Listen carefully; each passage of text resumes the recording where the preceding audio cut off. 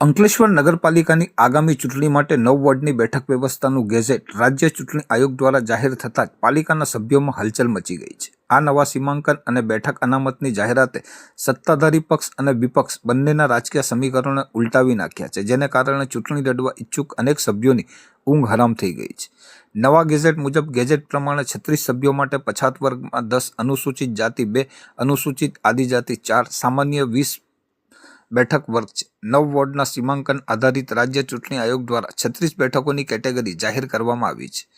વર્ષ 2011ની વસ્તી પ્રમાણે 9 વોર્ડમાં નોંધાયેલ 76,762 મતદારો આગામી ચૂંટણીમાં 36 સભ્યોનું ભવિષ્ય નક્કી કરશે. પાલિકાના 9 વોર્ડમાં પ્રત્યેક વોર્ડમાં સરેરાશ 8,307 મતદારોનો સમાવેશ થાય છે.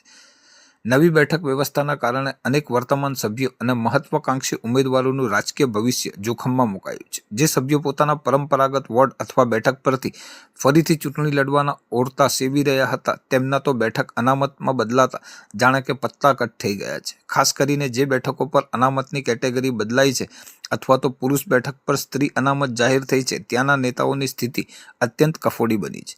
આ સંજોગોમાં અનેક સભ્યો હવે સામાન્ય બેઠક પરથી ચૂંટણી લડવાના સ્વપ્ન સેવી રહ્યા છે, પરંતુ સામાન્ય બેઠકો પર પણ સ્પર્ધા વધવાની સંભાવના છે.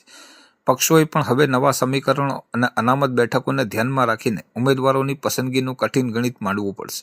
આ નવા ગેઝેટથી અંકલેશ્વરના રાજકારણમાં એક નવો જ ગરમાવો આવ્યો છે અને આગામી ચૂંટણીનો માહોલ અત્યારથી જ જામી ગયો છે.